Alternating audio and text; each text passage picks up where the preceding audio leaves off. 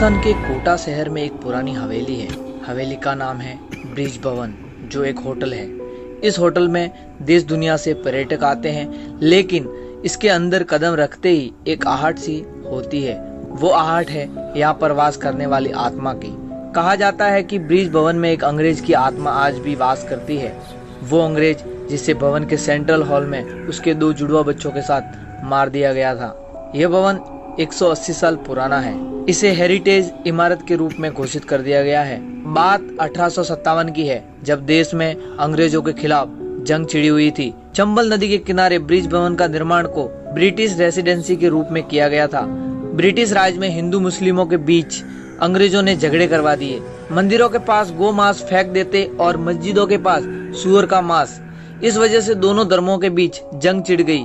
1829 में सती प्रथा पर प्रतिबंध लगा दिया गया। बाद में जब आम जनता को अंग्रेजों की चाल समझ में आ गई, तब दोनों समुदायों के लोग एकजुट हो गए और एक संगठन बना लिया।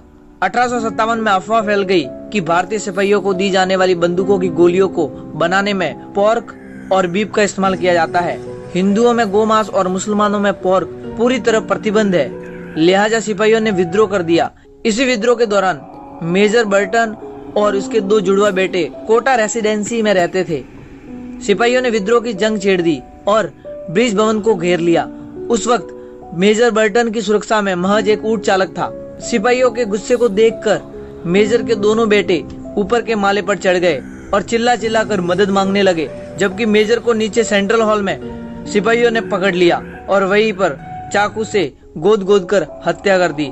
पिता की मौत को देखकर दोनों बेटे ऊपर की ओर भागे और अंत में जब उन्हें कुछ नहीं मिला तो छत से कूद गए। ऊंचाई से गिरने के तुरंत बाद उन दोनों को भी मार डाला गया। यह मंजर बेहद खौफनाक था, क्योंकि बाप के किए की सजा दोनों बेटों को भुगतनी पड़ी थी।